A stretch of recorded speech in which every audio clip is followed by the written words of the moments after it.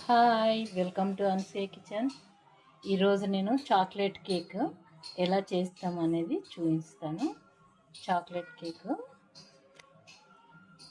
ఒక కప్పు మైదా అన్న వేసుకోవచ్చు, గోధుమ పిండి అన్న వేసుకోవచ్చు, జొన్న పిండి అన్న వేసుకోవచ్చు, మన ఇష్టం అది. ఒక cup maida, half cup sugar, 3/4 cup sunflower oil తీసుకున్నా నేను.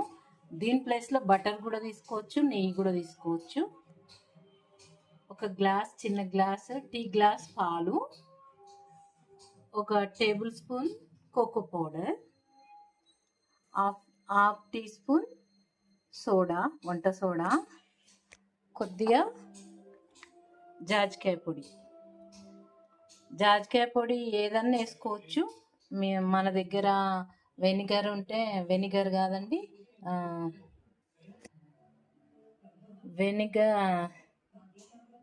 ఎసెన్స్ వేసుకోవచ్చు. వెనిలా ఎసెన్స్, చాక్లెట్ ఎసెన్స్ ఏదన్నా వేసుకోవచ్చు.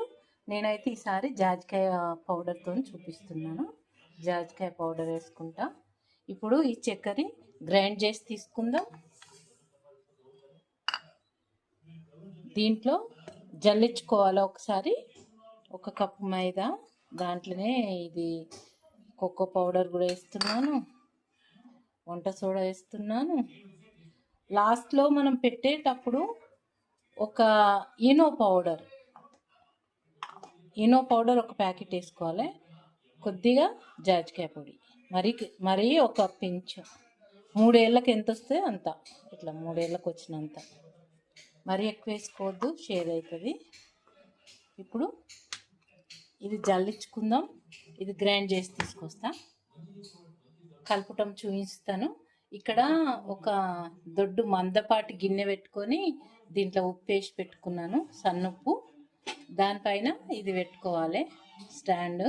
మీ దగ్గర ఏ స్టాండ్ ఉంటే అది వేసి పెట్టుకోవచ్చు. దీంట్లో గిన్నెలో ఇది కలిపేటప్పుడు నేను ఆన్ చేస్తాను. గిన్నె పెట్టే ముందు ఒక 5 నిమిషాలు ఆన్ చేసి గిన్నె పెట్టుకోవాలి. ఇప్పుడు గ్రైండ్ చేసి తీసుకొస్తా.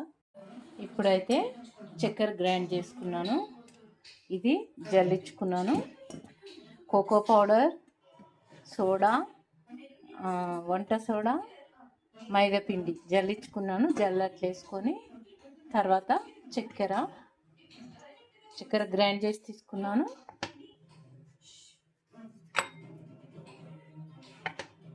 ఇప్పుడు ఇదంతా ఇట్లా కలిపేసుకున్నాను కదా, కలుపుకుందాం.